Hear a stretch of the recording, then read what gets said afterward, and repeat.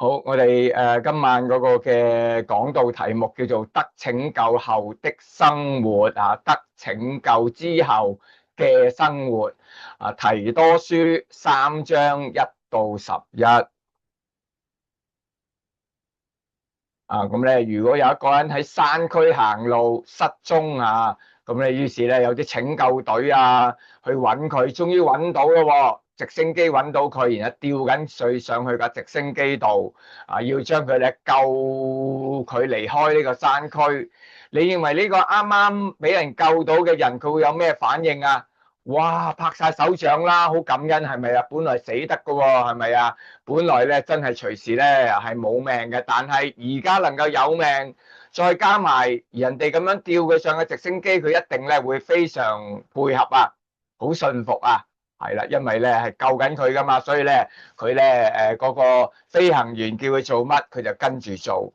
今日我哋基督徒係俾神去拯救我哋嘅，我哋有冇感恩啊？我哋有冇咧好配合神嘅心意，想我哋變成一個點樣樣嘅人啊？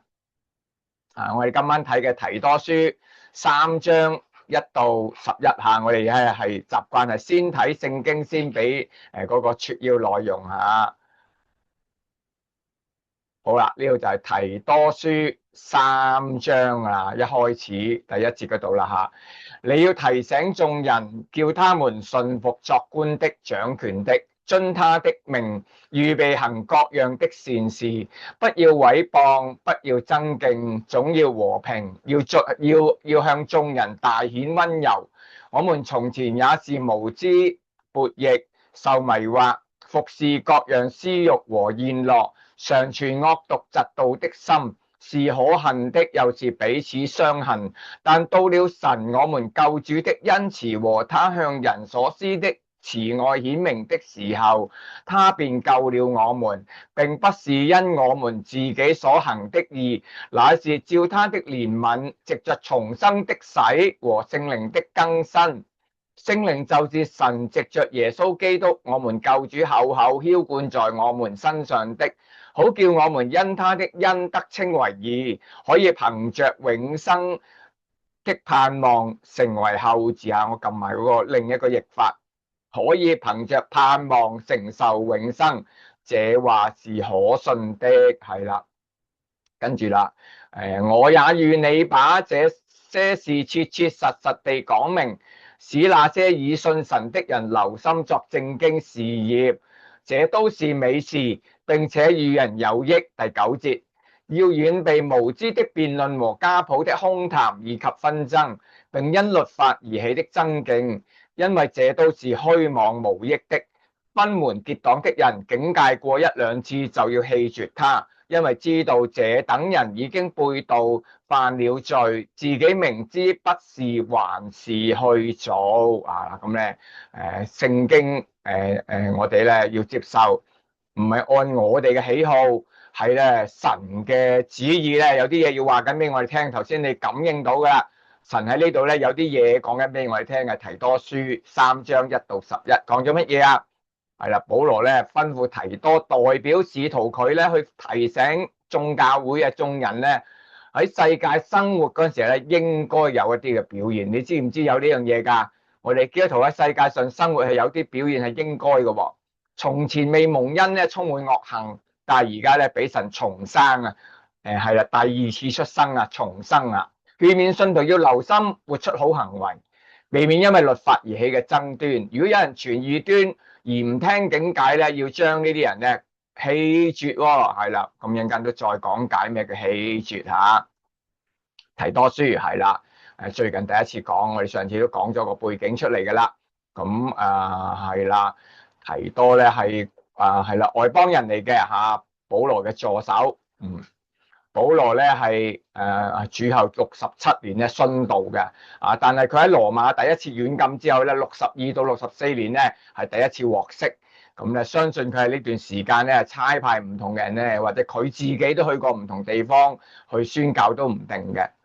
係啦，同提摩太前後書一樣，提多咧提摩太同埋提多都係咧保羅派咗佢哋去，分別就係克里特同埋以弗所，喺嗰度代表保羅去咧吩咐教會要跟從嘅信仰或者行為咁樣樣嚇。所以咧係啊，雖然好多人啊真㗎，好多人係叫呢三卷書提多、提前、提後係教牧書信，但係咧我跟隨咗 David Pawson 呢位學者嘅解釋，其實佢哋兩個咧係代表使徒去睇住啲教會啊，即係好簡單啊個總經理而家要離開公司，佢咪擠低個主任喺度睇住嗰啲員工做嘢啦，係咪啊？唔難明白啊？咁即係話咧係啦，提多書同埋提摩太前後書都係咁樣樣嘅書卷，係啦。再睇一次哈利達見到啦，下邊啦，知識圈住下話希臘啊，愛琴海係咪啊？係啦，希臘嘅下邊係啦。基督徒蒙恩得拯救，你知唔知？弟兄姊妹，我哋係基督徒嘅話，我哋係蒙恩得拯救嘅喎。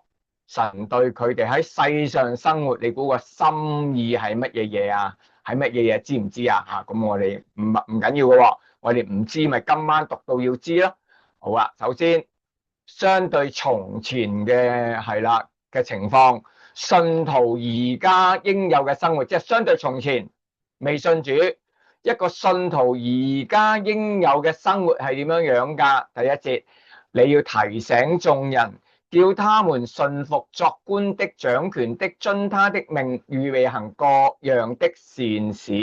嗱，記住黃色熒光筆嗰兩樣嘢咧係一齊嘅。聖經成日叫我哋聽嗰啲嘅有權有位嗰啲人咧，唔係就咁講嘅喎，唔係佢哋叫我哋做乜都得嘅喎，係聽嗰啲官員啊，譬如喺香港或者喺台山，你要聽嗰啲官員講咧，係佢哋吩咐我哋做好嘢，吩咐我哋咧要做一啲啱嘅嘢，我哋就聽咯，係咪啊？預備行各樣嘅好好嘅行為啊嘛，係咪啊？咁即係話咧，對於係啦，世界嘅權力單位咧，信服係有標準嘅喎，我哋唔能夠信服佢哋作惡。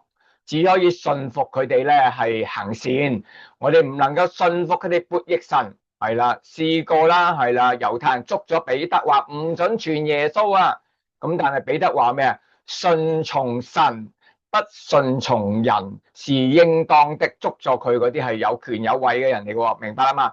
咁但係好得意嘅喎，一般嚟講，就算你唔係基督徒，一般人都唔會諗住為非作歹，唔聽官員講嘢喎。但係點解對住班基督徒零零舍舍要講順服作官嘅咧？你有冇諗過㗎，弟兄姊妹？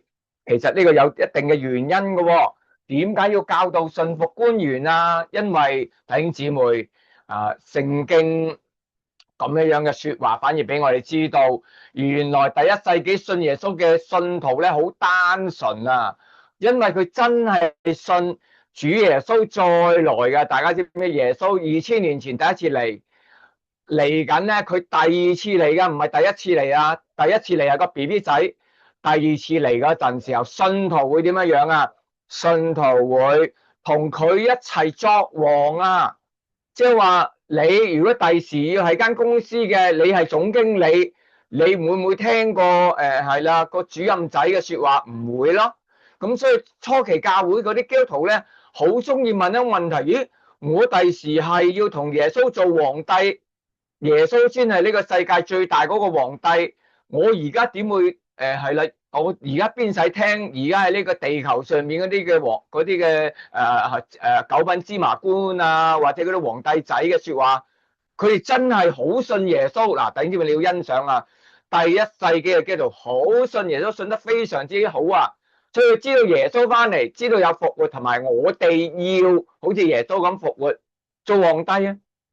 連耶穌嘅門徒咧都係咧諗過呢樣嘢喎，因為耶穌當時咧俾人捉住話啊，你交唔交稅㗎？咁啊耶穌就話：咦通常一個國家向咩人納稅㗎？個國王會唔會問自己嘅仔去收稅㗎？唔會㗎。咁耶穌明明係宇宙最大嗰個皇帝，係神嘅仔嚟㗎嘛，佢係咁，即係話呢個世界嘅嗰啲嘅。嗰啲所有嘅嗰啲嘅嘢唔可以唔會向一個仔去收稅嘅喎，只會向咩啊？向外人收稅啊嘛。但係耶穌話：費事令到佢哋咧抵觸佢哋，我哋照納稅俾佢，行咗個神蹟，釣咗一條魚，開咗個口咧，有一個錢幣就愛嚟交咗稅啦。弟兄姊妹，你知唔知啊？順服作官咧，係一個初期教會嘅基督徒嘅疑問嚟噶。如果我哋今日冇呢個疑問咧，反而係我哋信唔信復活，信唔信主再來係有賞賜，我哋同佢同作王咧。信徒一般喺世上咩生活啊？頭先你見到我哋讀過噶係咪啊？第二係啦，不要毀謗，不要爭競，總要和平，向眾人大顯溫柔啊！即係話成個基督徒嘅款咧，喺呢個世界當同真理冇抵觸嗰陣，基督徒嘅款咧要係和平啊，溫柔唔嗌交噶，唔會爭，唔會搶，唔會咧講人是非嘅。即係話基督徒嘅款係呢啲款啊，等於你知唔知噶？神嘅旨意係想我哋咁樣樣嘅。信徒從前嘅情況唔係咁噶喎，係咪啊？我哋一定要諗翻，我哋信主前唔係咁樣樣噶喎。咁即係話咁樣講嘅，即係話我哋信主後咧，要好唔可以好似未信嗰陣咁樣繼續去行事，一定要照翻神嗰套。咁呢個幫我哋溫習翻第3節，我哋從前係點噶？無知悖逆，受迷惑，服侍私欲，宴樂，傳惡毒或者陰毒，有嫉妒嘅心，係啦，都彼此相恨啊！恨咧係呢個世界嘅一個嘅特色嚟噶，你恨我，我恨你，你嬲我，我嬲你，咪打仗咯，係咪啊？咁即係話聖經話我哋未做基督徒嗰陣咧，係咩都話唔知啦。基督徒係啦，唔係話學歷喎。我哋對於信耶穌要聽耶穌話同埋愛耶穌話，基督徒係唔可以無知嘅。頂住你知唔知啊？基督徒可以背唔晒66卷聖經出嚟，但係佢一定要知信咗耶穌，耶穌未翻嚟，我要愛耶穌同埋聽耶穌話，我唔會悖逆，我唔會受異端去迷惑或者拜偶像，同埋特別留意喎，除咗話唔會犯罪，你留意有啲嘢唔係罪嚟嘅喎，服侍各樣私欲同埋宴樂都唔應該啊！呢個就好奇怪，弟兄姊妹，你知唔知做咗基督徒，我哋係一個修道者嚟㗎？因為嚟緊你會復活，成個世界又俾咗你做賞賜，你要跟埋耶穌做皇帝，第時仲有得食，你身體會復活，即係有嘢食㗎喎。你記唔記得耶穌復活之後食到燒魚㗎？你第時大把時間嘆可以食嘢，而家你掛住宴樂，掛住享受咧，就同呢個福音唔係好夾啦。其實就係咁解嘅，弟兄姊妹。所以除咗話個品行為之外，仲要係個價值觀咧，係一個修道者嘅價值觀，係啦，好多基督徒唔知㗎，係啦，我哋都似似地有啲異教咁樣，係個修道者啊，乜都放低㗎，係啊，但係我哋唔係消極啊，唔係放低晒乜都唔要啊，唔係唔要，係就嚟有啊，所以我哋而家唔貪心咯。第二，神拯救嘅方法同埋信徒等待嘅福氣啦，神拯救我哋咧。呢度保羅寫俾提多咧，提佢神點樣救我哋噶，第4節同埋第5節。但到咗神我哋救主嘅恩慈同佢向人所施嘅慈愛顯明嘅時候，佢就救咗我哋啦。嗱，好得意喎，呢度神跟住有個引號，我哋嘅救主啊，嗱，耶穌梗係救主啦，釘十字架，但係神都伸隻手出嚟救我哋，同埋派咗個仔嚟救我哋，所以神都係救主嚟噶，係啊。係啊，我哋唔好漏咗呢樣嘢。神自己都係救主因為佢嘅恩慈同埋佢慈愛顯明嘅時候咧，佢去救我哋啦。神嘅愛咧喺舊約咧冇咁明顯嘅，但係喺幾時好明顯啊？連個仔都派嚟呢個世界釘死喺十架，好明顯啊！我哋仲係罪人，仲係掛住追求世界嗰陣，佢派咗個仔嚟救我哋，唔使落地獄。仲有復活同埋永生喎，大佬係咪啊？差天共地啊！耶穌復活咗㗎，耶穌復活之後食嘢㗎，將來我哋要同耶穌一齊喺呢個地球做皇帝啊！你知唔知呢個先係救恩嚟㗎？係啦，所以神拯救人嘅方法咧係有啲嘅條件㗎啦。神救我哋有啲嘅條件。負面嘅唔係因為咩條件啊？不因人自己所行的而係啦。你見到呢個熒光筆好好啦，唔因為人自己啊，神救我哋嘅條件唔係我哋有條件咯。原來神救我哋嘅條件就唔係我哋有條件，特別係義啊，我哋唔係好行為100分啊，按住我哋嘅分數上唔到天堂，所以唔關我哋嘅行為事咯。咁即係話唔關我哋有幾義，有冇地位、學歷、錢財同埋好條件。嗱，即係簡單嚟講咧，就算嗰個人係好人係壞人都可以信耶穌。啊，就算嗰個人咧喺社會上地位高同埋低，皇帝同埋乞衣都可以信耶穌。嗰個人係大學生係小學生都信耶穌。啊，嗰個係1000億身家同埋得1蚊身家都可以信耶穌。一切世上嘅條件同神嘅拯救無關，係出於咩啊？神嘅憐憫啊，係啊，神憐憫我哋弟兄姊妹，憐憫就係咁樣樣噶啦，唔係我哋夠資格，但係神憐憫咧就令到我哋可以蒙恩。神嘅拯救喺人身上嘅作為，弟兄姊妹，你信咗耶穌都一段時間噶咯，你知唔知神嘅救恩喺我哋身上嘅作為係乜嘢啊？我哋多咗啲宗教，我哋多咗啲戒律規條，其實唔係啊。第5節就講得好啦，藉着使人重生嘅洗禮同埋聖靈嘅更新，即係話唔係外面啊，係裏邊變咗另一樣嘢啊！你諗下，一隻大肥豬咧，永遠唔中意擒樹啊，係咪啊？一條魚咧唔會中意上岸嘅，會死噶嘛，佢喺水裏面呼吸噶嘛。但係我哋得救咧，神嘅拯救工作係令到我哋裏邊嘅生命變咗啊！點樣裏邊嘅生命變啊？詳細講解就係重生嘅洗禮同埋聖靈嘅更新啊！嗱，洗禮咧，如果未洗禮，真係快啲揾教會去洗禮啦，係咪啊？洗禮背後係悔改啊，悔改的洗禮啦。一個人咧，係啦，係好需要有重生先得噶。但係叫佢能夠得重生咧，即係第二次出世啊，唔係捐翻落阿媽個肚裏面生翻出嚟啊，係從天上而嚟嗰啲屬靈生命咧，係要有第二次嘅出世。因為亞當之後嘅每一個人裏邊嗰個靈咧死咗啦，但係我哋想有第二次嘅新生命同埋第二個生命嘅話咧，就要悔改，我哋認低威認錯。嗱，一個人唔覺得自己有錯咧，係唔應該信耶穌喎。你冇錯，你唔應該信嘅喎。啊，如果你唔覺得有錯，你唔會悔改。啊，你如果唔覺得需要悔改，你唔會信耶穌，有洗禮有剩噶嘛，係咪啊？所以洗禮背後係悔改嚟噶。啊，一個人有悔改咧，佢就會喺裏邊得咗個新生命。但係唔係佢悔改而造成，係聖靈嘅更新，係聖靈令到佢生出嚟。即係話好簡單啦，我哋種嘢噶嘛，我哋個個都要淋水施肥噶嘛，係咪啊？你發覺淋水咧唔會係需要嘅喎，但係水嗰樣嘢咧唔係令到棵植物長大嘅，你唔可以浸死佢嘅，係咪啊？但係你唔可以唔淋，我哋嘅責任就要淋水，就要悔改。但係叫棵植物會長大，我哋裏邊有新生命咧，係聖靈嚟噶。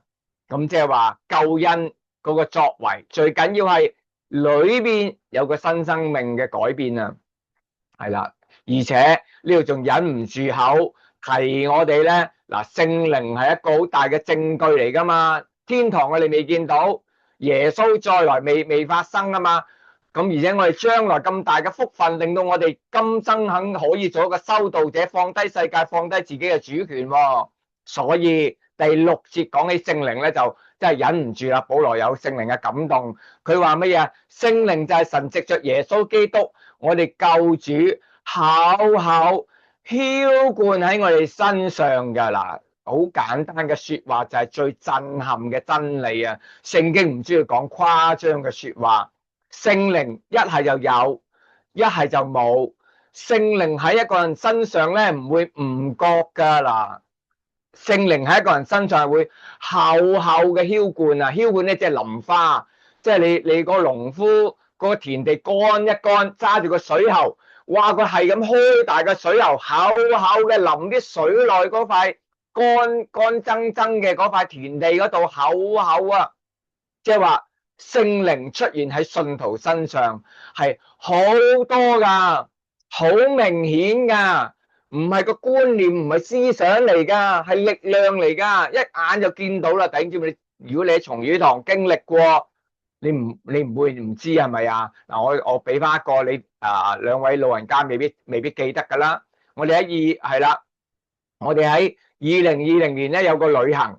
香港有個叫針山，一支針嗰個針啊！嗱，如果見到係城門水塘嗰度行上去，喺城門水塘我哋落咗車喺嗰個可風座，你睇下吳先生個眼鏡濕晒，唔係淨係霧氣啊，好大雨啊，喺可風中可一落車，揸住遮都濕晒，就可以見到眼睛咁樣咯。但係我哋就係一落車見咁大雨，祈禱祈禱祈禱求耶穌耶穌係主人，天氣係僕人；耶穌係主人，天氣係工人。求神因耶穌嘅名賜俾我哋合宜嘅天氣，因為呢個係福音旅行嚟㗎，有未信者㗎，有尋道者㗎。咁你睇下吳先生就係嗰日嚟㗎，唔係第二日嚟㗎。我哋一齊行咗上去針山，呢個針山上邊啦。你睇下吳先生使唔使擔遮啊？仲有冇濕啊？你睇下其他嗰啲雲薄啲啲雨雲散晒啊！弟兄姊妹，發生喺2020年嘅12月嘅一個福音旅行嚟㗎。聖靈一個人因為冇聖靈，所以唔覺咯。有聖靈嘅人啊，係口一口㗎。好似嗰個農夫淋啲水落嗰塊田嗰度，浸濕晒塊田㗎，係咪啊？係咁樣樣㗎。亦都係因為神嘅恩，叫人因信得稱為義，因信稱義，因信稱義啊！嗱，神救人就係改咗我哋裏邊嗰個生命，變成新生命，有聖靈，亦都因信稱義，判你為無罪啊！咁即係記得呢啲嘢啦。神拯救嘅工作最震撼係乜嘢啊？係個結局啊！嗱，凡係東西咧，所有嘅好東西，你唔可以唔講結局嗱，唔講結局就係愚蠢喎。翻工咁辛苦，你都要講結局啊嘛！一個月之後你可以受人工啊嘛，係啦，係啦，係啦，或者咧你係喺度裝修緊間屋啊，你都係講緊個結局啊嘛。3個月後去翻間屋嗰度新係啦，全部光光猛猛新速速嘅家私同埋批檔同埋嗰啲裝修，係啦。基督徒個救恩一定要講結局噶喎。唔係淨係今世，淨係有個宗教生活，翻教會讀聖經，唔係啊！嗰個唔係結局啊，嗰個係中間嗰個里程碑啊！我哋基督徒最震撼嗰個結局係乜嘢啊？第7節話承受永生啊！嗱，下邊印咗出嚟啦，我讀俾大家聽，好叫我們因他的恩得稱為義，可以憑着永生的盼望成為後嗣。和本自己話，或者可以譯，可以憑着盼望承受永生啊！未見到咪叫盼望咯，耶穌都未翻嚟咪叫盼望啦。但係最震撼就係救恩最嬲尾個結局，我哋係永生啊！秦始皇揸住成個世界個權力同埋最有錢，佢都揾唔到永生，但係我哋有啊！我哋有啊，頂姊妹邊處嚟噶？唯有神嘅憐憫咯，唔係我哋好人啊！我哋好人都上唔到天堂，得唔到永生，但係神憐憫我哋，稱我哋為義。俾聖靈我哋可以承受永生嗱，所以點解聖靈充滿咁緊要啊？聖靈厚厚咁樣澆灌我哋，就俾我哋知道承受永生嗰個真實咯。即係好似訂金啊，你想買間屋係100萬，你要俾10萬、20萬訂金噶嘛？你想買一個電視機3000蚊，你要俾300蚊訂金噶嘛？神自己俾個訂金，唔係我哋俾訂金俾神啊！神話俾我哋聽。來世仲正過你而家今世，你要復活同埋要做呢個世界嘅皇帝，同耶穌同作王，好正㗎，有永生啊！問吳少球啊，問我同你信唔信啊？信嘅話咧，佢俾埋個訂金就係聖靈啊！你諗下喺嗰一次旅行，咁樣祈願到奉耶穌嘅名，耶穌係主人，天氣係工人啊！咁啲天氣嗰啲雨雲就散咗，你仲睇唔到永生？就係咁真實啦，唔係靠把口講嘅喎，權能嚟嘅，能力嚟噶。第三，神對信徒蒙恩之後嘅旨意嗱，呢段經文咧再講翻係神叫我哋信主後，想我哋點生活啦。呢度話啦，我也願你把這些事切切實實地講明，使那些已信神的人留心做正經事業。係啦，提我哋啊，係啊，第8節嗰度嚟噶。係啦，原來要係咧，係啦，或者和合本都將另一個譯法留心行善啊，係啊，即係話基督徒如果乜都唔記得啊，我哋又唔係好似吳先生你記到咁多嘢，唔緊要啊，咪記得愛耶穌，聽耶穌話咯。你真係聽耶穌話，耶穌話基督徒救蒙恩之後要留心去咩啊？有好行為啊，行善即係好行為啊。嗱，呢個片語嗰個原文嗰個音譯。Carlos Ergon 咧，英文成日叫 good works 咧，唔係工作啊，係好行為啊。good work 喺聖經成日都係譯做好行為、好行為、好行為啊。嗱，係啦，咁即係話我哋乜都可以唔記得，我哋要記得因信得救之後，神想我哋成日都要活出好行為啊，作見證啊，好似即係總之我哋係衰人，我哋係罪人都好，但係信咗耶穌係會，我哋會自動自覺會變成中意有好行為。嗱，你睇下聖經係成日都有前後，即係可以有回音噶，其他經文都係咁講啊。以弗所書2章，你們得救本乎恩，也因着信啊，知噶啦，係咪啊？我哋神憐憫我哋，我哋乜都冇做，信就得啦。第9節，唔係出於行為，免得有人自覺啱啦。但係唔好讀漏第10節喎。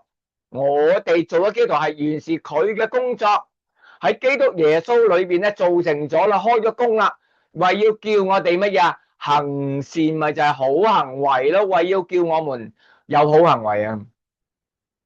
弟兄姊妹，服未？係咪啊？聖經如果話我哋咩都唔記得，我哋要記得聽耶穌話，愛耶穌就要有好行為。一齊講啊！聽耶穌話，愛耶穌要有好行為。再嚟講一次，聽耶穌話，愛耶穌要有好行為。係第3，係啊，仍然係講緊第3。頭先講緊到神嘅心意，叫蒙恩嘅人有好行為。嗱，小心，唔係靠行為得救，佢係救一個罪人，將呢個罪人改到變咗做有好行為。嗱，咁先勁嘛。如果嗰個人天生都唔差嘅，咁有幾勁啊？但係就算嗰個人係大壞蛋都好啦，佢信咗耶穌，變咗好行為，有好行為。嗱，我哋今日中中間間嘅話，神都想我哋係有好行為啊！呢種蒙恩之後生活，要面對2個對手，嗱，真係淒涼啊！基督徒有對手噶，頭先我第8節，而家去到9到11節啦，我哋睇一睇啦。信耶穌有對手噶，因為我哋有永生。魔鬼唔抵得咧，想同我哋打過噶。嗱，睇第9節，要遠避無知嘅辯論同埋家譜嘅空談以及紛爭，因為律法而起嘅爭競啊，因為這都是虛妄無益的。分門結黨的人警戒過1、2次就要棄絕他，因為知道這等人已經背道啊，犯咗罪，明知不是還是去作。嗱，我話唔使驚啦，慢慢執翻啲字出嚟咯。即係話第一個對手，無知嘅辯論同埋家譜嘅空談。嗱，如果因為我哋唔係咧第1世紀嘅外邦基督徒，我哋係外邦基督徒，華人咪就係外邦信徒啦。但係我哋唔知點解家譜嘅空談啊？大家知唔知喺舊約裏邊聖經講救恩，成日都講住神為全人類預備咗一個後裔。我哋今日梗係知嗰個後裔就係耶穌啦。佢對住亞當啱啱犯完罪，俾耶和華拚走佢離開伊甸園嘅時候，耶和華話俾佢聽，但係我為你哋預備後裔。對住亞伯拉罕又係話，亞伯拉罕你嘅後裔咧要使萬國得福。對住大衛又係咁講，你嘅後裔都要永遠坐喺呢個寶座上。我哋今日咪知咯，呢個後裔咪就係耶穌咯。但係你講得後裔，咪即係有個家譜一路路咁樣跟落嚟咯，係咪啊？咁要個家譜先證明耶穌真係亞當、亞伯拉罕同埋大衛嗰個後裔嚟噶嘛？係啊，耶穌就係大衛嘅子孫、亞伯拉罕嘅後裔同埋係亞當嘅後裔咯。嗱，咁見唔見到？連馬太福音一開始，點解我哋個基督徒哎呀家譜啦咁悶噶？唔係啊，救恩係同後裔有關，就要數翻個族譜出嚟咯。係啊，但係點解話嗰陣時嘅基督徒會有家譜嘅空談？因為耶穌都嚟咗啦。你諗下，嗰個真命天子到咗，仲使唔使去數家譜啊？唔使咯，到咗啦嘛，係咪啊？即係你擺咗個紙板公仔，係個警察嘅紙板公仔。但係得到個警察嚟咗，你就唔使個紙板公仔噶咯。如果你相睇下，我唔知今日仲有冇相睇啊？一男一女去相睇之前揸住對方張相嘅啫嘛。但係當對方都出現喺你眼前，你仲使唔使揸住張相噶？係唔使咯。當呢個後裔出現，咪唔使講家譜咯。但係當時係啦，喺提多克里特嗰啲教會咧，仲喺度講家譜，所以保羅吩咐提多要去係啦，要教佢哋唔好講家譜啦，完咗啦，唔使家譜啦嚇。然後仲有一個叫律法而起嘅爭競啊。嗱，律法對於猶太人係冇問題噶，猶太人要守律法噶，但係對外邦人咧係一個挑戰嚟喎。點解律法對外邦信徒係挑戰啊，因為一個外邦信徒咧信咗耶穌洗咗禮得救之後係唔可以割禮嘅喎，行割禮係滅亡㗎。加拉太書第5章第4節警告咗啦，我哋外邦基督徒唔可以行翻割禮，咁咪即係證明你唔信耶穌搞得掂啦，你唔信十字架搞得掂，你就走去行割禮啦。同埋嗰啲嘅好多律法嘅規條係嗰啲潔淨㗎嘛，潔淨條例嚟嘅喎，呢樣唔食得，嗰樣唔食得，係猶太人。咁所以，但係揸住啲律法而去教嗰啲外邦信徒咧，哇！你唔可以食豬啊，你唔可以食豬紅啊，你唔可以食錦鯉啊，你唔可以食鯉魚啊，你唔可以咧係仲有咩唔食得啊？爭啲數唔晒啦，係咪啊？大家自己睇翻律法書啦。咁即係話係啊，今日律法嘅條例、潔淨嘅條例同埋割禮呢啲咧，係同外邦信徒冇關嘅，係啦。猶太人可以繼續守，猶太人都會繼續守，但係摩西五經創出利民申仍然係神嘅心意，聖經聽得明啦嘛？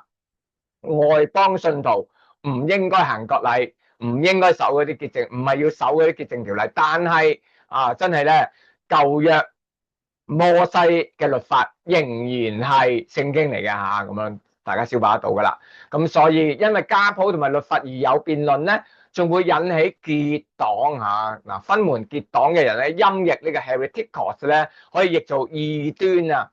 嗱，思高譯本天主教嘅譯本嚟噶，佢支持呢個譯法 hereticos 吓，我俾咗個原文嘅音譯出嚟啦，係可以譯做異端嘅人噶吓。思高接受呢個譯法。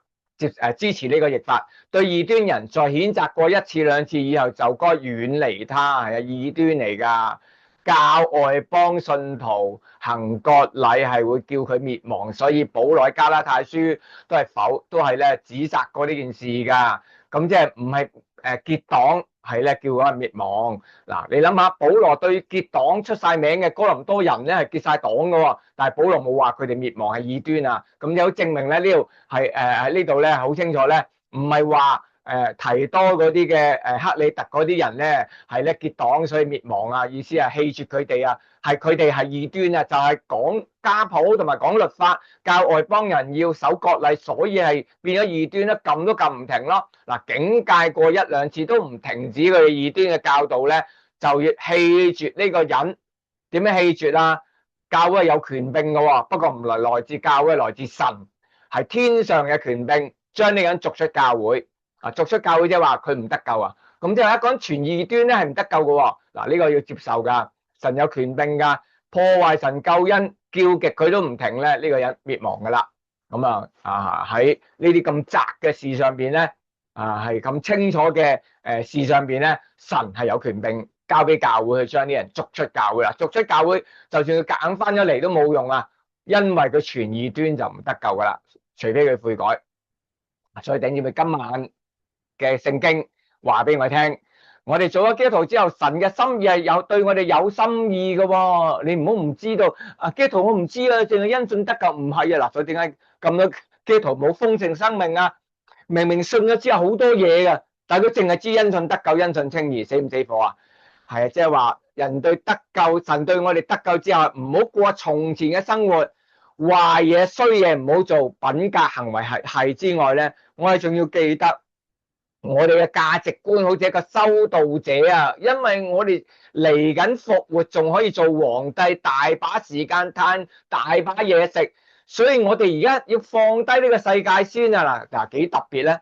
唔係你冇得食喎，將來你將來有啊，但係因為既然將來咁大把時間俾你做皇帝，又有得食，又復活，又有耶穌，有永生，你而家要放低先啊！嗱，呢個就係修道嗰個觀念啦。想每個基督徒最後可以得着永生，嗱，唔好淨係僅僅得救，弟兄姊妹，你要行神嗰套咧，我哋先可以入去永生噶。我哋如果整一下，我哋唔放低自己嘅主權，咪即係你抗拒恩典，你抗拒恩典即係唔信啊！嗱，即係話你開頭信，後來唔信咧，就變咗冇咗永生噶咯。嗱，小心啊，唔係神唔俾我哋啊，你話信咪俾你咯，你開頭信繼續信咪有咯，但係你開頭信，後來唔肯放低自己。唔肯咧，係啦，改正自己嘅品格行為同埋價值觀，咁咪即係抗拒恩典，抗拒恩典咪即係唔信咯，唔信喎，係我哋嘅唔信仲點會有永生？即係話我唔信永生，佢咪唔俾永生你啦。我信永生，神咪俾永生啊？聽唔聽明？好簡單啊，唔係神孤寒啦，係我哋對神孤寒啦。我哋唔信永生，佢咪唔俾永生咯。我信永生噶，我抌低呢個世界同埋我嘅主權，佢咪俾永生咯。聽唔聽明啊？佢哋係要專心活出好行為，所以小心唔好俾嗰啲咧守律法條例嗰啲搞擾我哋。好。